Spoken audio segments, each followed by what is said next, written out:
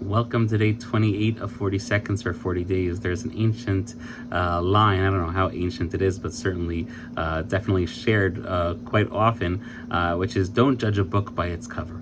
Right? You can have a shabby looking book that's all falling apart, looks like it's about to crumble into dust, and that can be a prolific writing. And you can have a book that looks beautiful that really is worthless, not much to see inside.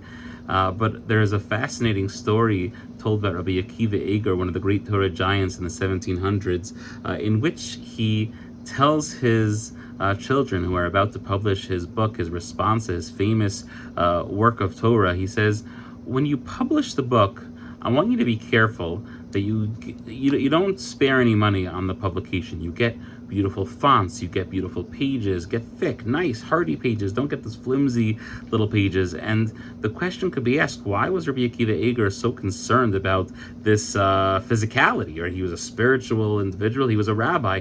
Why should the physical be concerning him so much? And the explanation, of course, that we can understand if we just think about it a little bit more is that while one should not judge a book by its cover, we say that ancient adage because of the fact that we often do judge a book by its cover.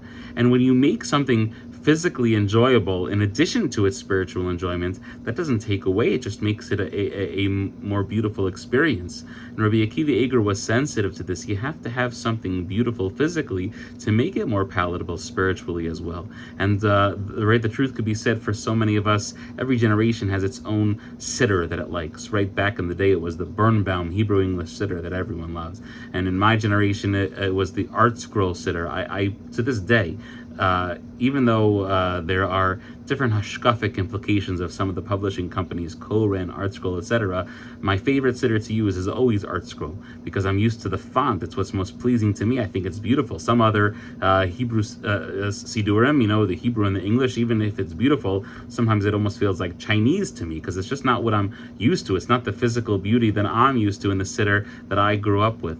And having the sensitivity of recognizing the physical beauty in addition to the spiritual, or how it can add to the spiritual, is something that we don't often give enough time of day to, but it is critically important.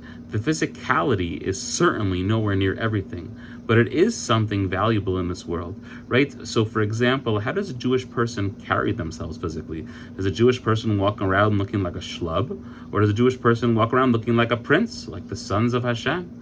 And ultimately, we know that there is a very famous perspective out there that Jews should walk around looking with dignity and respect, to wear only the finest clothes of whatever one can afford, because when you walk around like that, you demonstrate that you're not this schlub, but no, that you are someone who is holy, who strives after holiness, who strives to serve Hashem with the utmost respect of course, the Almighty, but even of yourself and others as well. We have to value the physicality in a way that it supplements and adds to the spirituality in our lives. And in so doing, then God willing, that makes our lives, our spiritual connections with Hashem and one another even deeper.